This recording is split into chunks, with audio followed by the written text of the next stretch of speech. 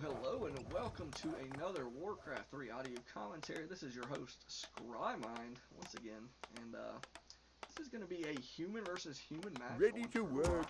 I believe it was on the Azeroth solo ladder. The new patch 1.27a, and you're going to see us both doing sort of standard builds. I'm going to be scouting a little sooner than he is, I think. Actually, he's doing not quite the standard. He's getting delayed barracks, getting his farm earlier. I'm scouting the close spawn. Ready to work. And scout the rest of the spawns. So to see what's going on. And job's done. Sort of walling his base off, which is fairly effective. Job's done. I'm going for an Archmage. He is also job's done. Archmage. Gandalf the Grey, and oh wait, so ready anyway, to work. We're going to be getting some footmen. My base is much more open. One downside to that is it's going to be easier for him to run in and maybe harass. The plus side is it's going to offer me more room inside of my base to build, tier 2. Even though he does have some spots that are probably going to open up as he harvests lumber. But ready to work. Probably an arcane vault back there as well. I'm not sure. This had better be work. Job's done. Our forces are under attack. Ready for action. We'll see what happens, but anyway, he's going to be creeping his orange camp first, which is just going to be regular creeping. We got green camp first. I've thrown up this scout farm over here. I should, I guess, point out, I'm the pink player, Leon Sandcastle, the purple player.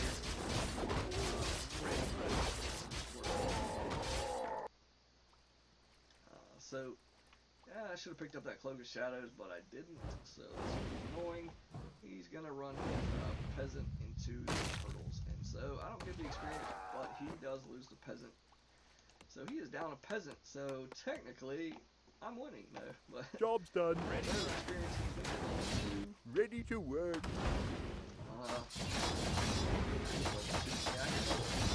Job's done to work. So I just got a pause Gauntlets of Ogre Strength and Gloves of Haste. Not really the best items for his hero, but not terrible. I mean, extra hit points always useful. Faster attack. It looks like he's going to try to creep. This would have been, oh my gosh, I missed this creep jack. Oh, that would have been devastating. Oh my gosh. I didn't see the militia. Oh man, that was like, he dodged like a 50 caliber bullet right there. That would have been like, forces are under attack. I'm just out of that.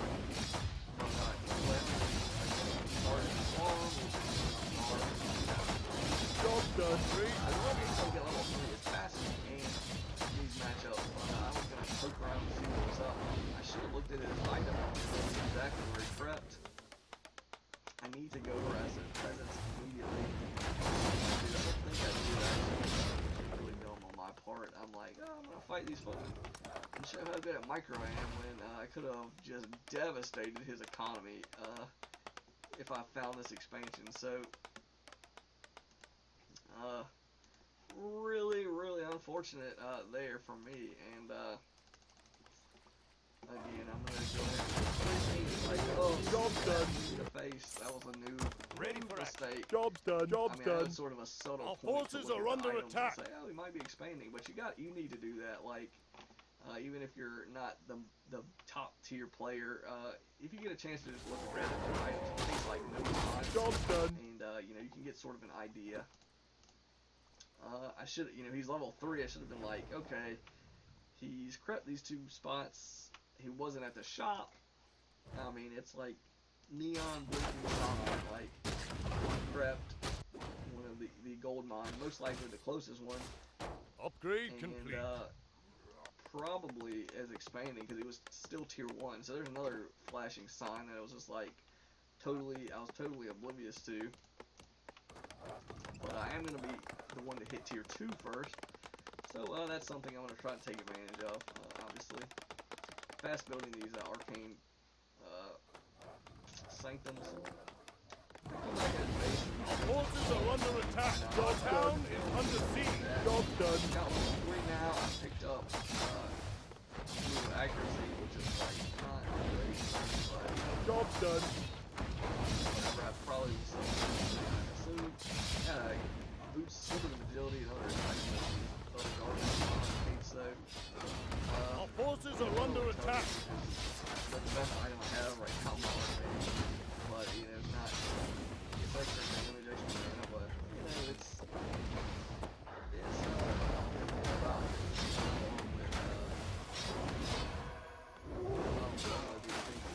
inventory. So Our forces are under attack. I'm gonna get extra 4 damage out of my war elemental true shot, but that's like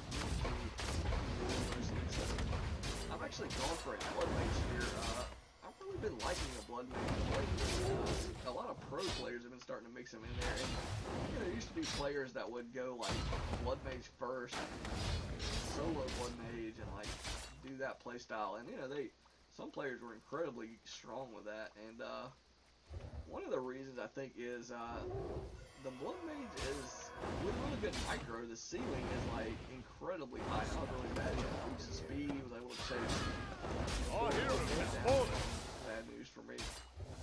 I'm not doing great micro here, but I'm doing okay. Yeah, I see that he's low. I'm gonna be able to sort of space him out of his base. He's only tier 1, so he doesn't have Our forces are under healing attack abilities right now. So okay, I'll make it. Well, he TPs, and I think I kill him anyway. Still, which is really fun. Still end up killing him. I don't know why he TP there instead of his main or like over here or something. Our town is under siege. Still sort of he towers it back though, so you know, it wasn't totally devastating. Did give me level 4. But I see that he's got the expansion now. It's tower. Forces are under attack. He's got a paladin actually, which seems a little bit bizarre. But the thing is he his army isn't really great. And here's a big, huge WTF moment. I actually had it on purpose. I could like get several of his footmen ensnared. He lost 1 there, but Our forces are under attack. Ensnared, but he didn't lose it. So. Meanwhile, I'm going to be harassing my units. I've got Spellbreakers. Not great against them. Not terrible, but you know, I need some priests. One of the standard stuff is Spellbreakers, priests. Our forces are under attack. Throwing some sorts since he was sort of delayed on his tech. I live to serve. Our town is under siege. The paladin is going to come out. He's got a panda, so he's going for AoE. But it's going to be pretty difficult for him to like secure kills with this paladin. The blood mage siphon. Now back to what I was saying earlier, Mana Siphon is like, it's incredible. I think it's underrated actually. I mean, it's like one of the key spells for the blood mage obviously, but in terms of like compared to other stuff, like Mana Burn, you know, Mana Burn's good, it does damage. It's pop off, you know, 150 mana at 2 and 3 instantly, which is, you know, really strong, but you know, it's sort of shorter range than Mana Siphon, and you don't get, you're not getting the mana yourself. So while at level 2 and 3 mana is incredible, at level 1 I would say Mana Siphon is much stronger. You can steal more mana, the range is bigger, and yeah, you know, you're really stealing the mana. You can take it over here on the other side. Units mana is a little bit less used. But you know, you can shut down especially level 2 Mana Siphon. Like, shut certain heroes down like a panda, Archmage, and you can do that like really quick with that. So you can, like, one hero, like another hero, you got these heroes that have mana. Incredible. And mana is pretty useful when you have to level it cooldown as well. So you can shut down certain units, certain heroes, damage like bears, griffins, wood riders, false worms, blade master. You know, all these are pretty decent targets. Tauren, you know, even grunts. In most cases, the short cooldown and with the Mana Siphon, if you expand some stuff at him, or if you go flame right, it's pretty strong as well as you level up. Hitting the full flame can be difficult in buildings or sort of like units that are near buildings. Pretty good because the buildings can't move. Newsflash. So that's good. Anyway, the units can sort of catch units pretty well. Planestrike is a really short, like, it doesn't have to hit wave after wave like Blizzard and Rain of Fire, so it's not quite instant, but it's not as sort of bad at hitting units as those spells. So, but at any rate, here we have, it's really mana siphon, sort of an underrated part of here. His movement speed is pretty solid, so here we have the game is pretty much over. Once I cracked his expansion, he lost his advantage. And notice the heroes, they worked really well together. Now again, if that was a Mountain King, it wouldn't have been terrible. The Mountain King obviously better at securing kills, as is a new hero, but you know, in more sort of sustained battles, maybe the Blood Mage is slightly better because as long as they can't, like, if he'd had a Mountain King, it would have been a little bit more tricky because he can Stormbolt me in the middle of Mana Siphon. He can Stormbolt and focus the Blood Mage to get him out of the battle. But with a Panda, the Blood Mage is going to be hands down pretty much better because it's pretty hard to focus a Panda down, even with Bolt. Excuse me, but you know, if you Mana Siphon all his mana away, he's just like a big grunt, essentially, so...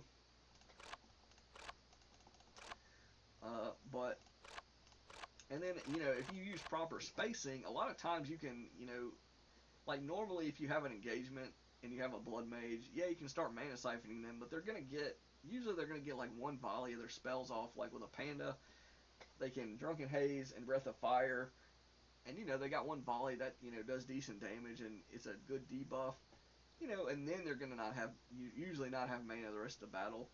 But if you get your Blood Mage out in front, you know where their army's coming. If they're leading with their heroes, like a Panda in Archmage, and their army isn't quite caught up to them, you know, they don't have like a Mountain King to bolt, where, you know, it's way riskier to have your Blood Mage just sort of there. You know, or you can have an invulnerability potion, so you can still do that and, you know, dodge the Stormbolt, or, you know, use it and, you know, maybe staff your Blood Mage.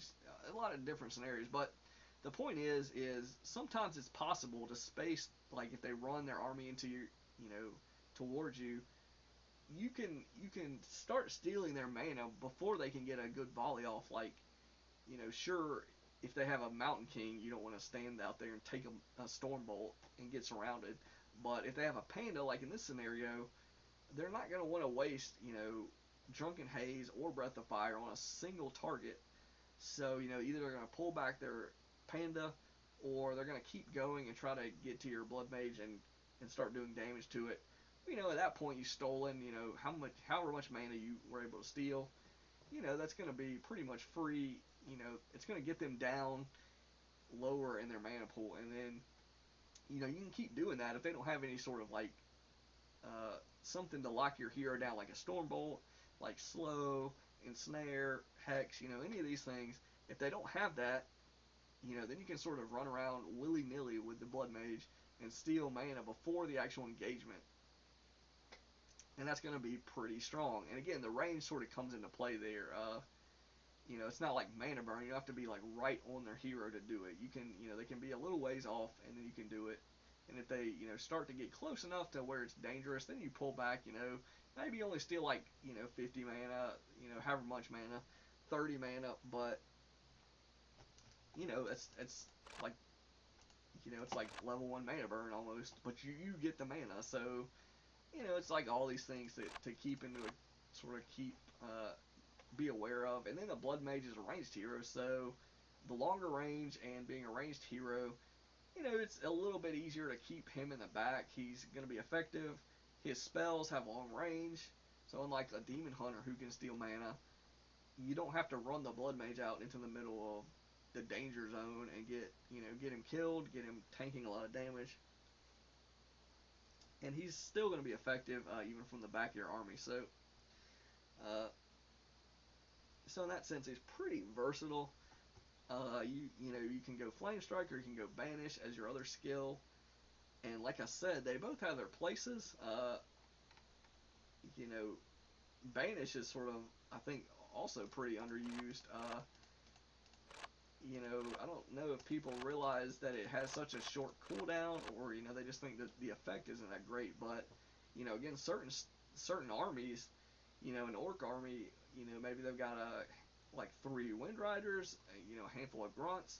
You know, just cast Banish on those, you know, those Wind Riders, and you know that DPS is going to be immediately to 0 until Banish wears off or whatever, and you know that the cooldown is like nothing on that spell, so and it lasts like, you know, 10-15 seconds or whatever. So that entire time, it's like that unit doesn't even, it's not adding anything to their army. It's kind of like Hex, you know, not quite maybe as good as Hex, but because you can't, physical attacks, you can't hit it with physical attacks, but it increases magical damage to it, so there's that other side of it, but it sort of functions similarly to Hex in terms of like damage reduction. It really takes that unit out of the battle, which, or kind of you can compare it to Sleep, maybe a more apt comparison, but either way, you know, it's pretty strong. The cooldown being so short is really important, and the fact that the Blood Mage can siphon mana. So unlike a Shadow Hunter and unlike a Dreadlord, you know, you might run out of mana, but with a Blood Mage with Mana Siphon, also it's going to be less of a concern. And then again, you got Brilliance Aura usually too, so it's a little bit less of a concern for these heroes. You know, mana is a little bit easier to come by for the Blood Mage, so that's sort of why I think the Blood Mage is a pretty strong hero. I wouldn't maybe not go for him as your solo hero, though it's possible to make that work. You know, he has some weaknesses, you know, that can come up in the early game, but as a second hero, he is pretty, you know, he's a pretty good support hero against a lot of strategies. But anyway, that's sort of my thoughts on the matter, and I think he did really well in that game, mostly because the opponent went Panda. But again, even if he would have went Mountain King, as long as I can sort of micro well and keep the Blood Mage safe, it's pretty easy to siphon off a Mountain King's mana as well, since he's a melee hero. He's a strength hero with a low mana pool, and I've got a Paladin third, so I can, you know, keep the heals coming, and everything like that. So yeah, Blood Mage, pretty interesting hero. You know, again, you need to know how to use him correctly. It's a little bit more subtle than some of the other heroes, maybe, because Banish is only useful against certain types of units. For example, a lot of the units and heroes I mentioned already, you know, not casters still get to cast spells when they're banished. So, you know, it's not really doing anything, not very much to them, to banish them. But, you know, big units with high DPS, you know, that's going to be good. You know, tanking units like a Mountain Giant, it prevents your units from targeting it. Your physical damage units, so, you know, they're not going to be, if they're relying on that as a tank, you know, you can just banish it, and, you know, it's not going to be a tank. You know, it's still going to sort of be in the way, but it's not going to be dishing out any damage. It also slows the movement speed of that unit down, or hero down, so it's possible to go for surrounds that way. You know, it's not quite like slow or something like that, I don't think, but you know, it can still be used that way. But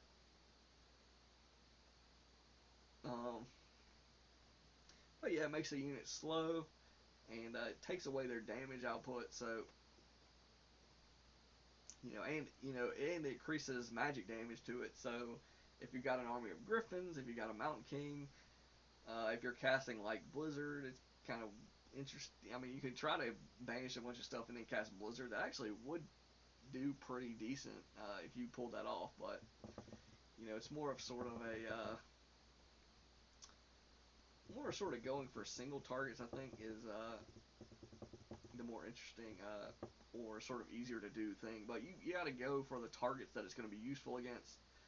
You know, fiends, it can be decent against fiends. I mean, you're taking their damage output away, so. Or, you know, against a lich with a corruption orb, it's not going to last as long as heroes, but taking that corruption orb away can be pretty, you know, it takes away, like, I can't remember if it was like 25 or 30% damage to whatever you're focus firing that get the armor debuff. So, you know, if you're taking that away from their whole army, that's like a negative, almost like a negative, kind of like Howl of Terror or something like that. I mean, it's kind of how the effect is sort of felt in terms of the numbers. You're taking away like 25 to 30% of their damage output. So that's a really sort of a, you know, a big deal if you can do that.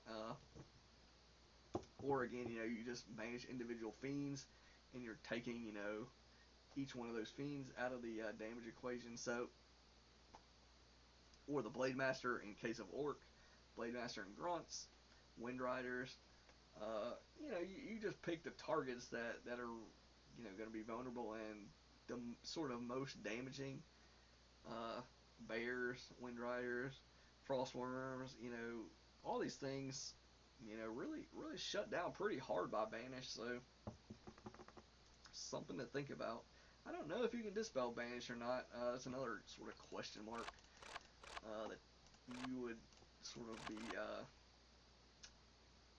be good to know, because obviously if they got a bunch of some destroyers or a bunch of dryads with abolish magic, well then Banish is going to be way less effective.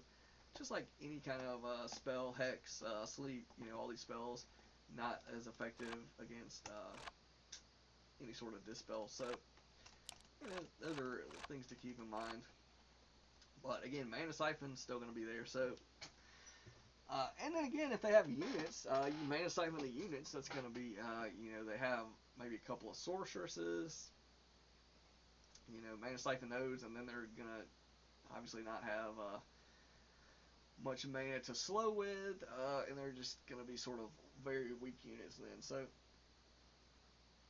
So again, you know, usually you're going to have some targets. I mean, all races pretty much are going to have some heroes out there. Most strategies involve multiple heroes. A lot of races, or a lot of the sort of standard heroes, at least for Elf, for Undead, and Orc, they're going to have a melee hero. And those melee heroes usually have low mana pools, so you know they're going to be towards the front of the battle a lot of times, easy targets for siphon mana. They're going to have low mana pools a lot of times, so you know it makes it more sort of likely that you could get their mana pool down to like under 50 mana. And that's, you know, once they can't cast their spells, that's going to be a huge sort of swing in what they can do to you. So so anyway, that's sort of the summary of that the Blood Mage and what he adds to the equation. On the other side, Flame Strike, good against buildings, good against workers, good against okay against ground units. If they stand there and take the Flame Strike, pretty good. If you got them in a situation where it's hard to just completely run away from the area, like their main base, maybe they're trapped, or you know, sort of in a clump somewhere. Maybe they town portaled in. You know, usually you can find sometimes to get, you know, hit their army, but anyway, that's sort of the pros and cons of the Blade Master, and yeah, so hopefully you found this entertaining. You like the name Leon Sandcastle, if you know what that reference is. It's a goofy commercial with Deion Sanders, where he dresses up like somebody else. Well, he just puts an afro on basically, and I think a mustache or something, and tries to get drafted into the NFL again.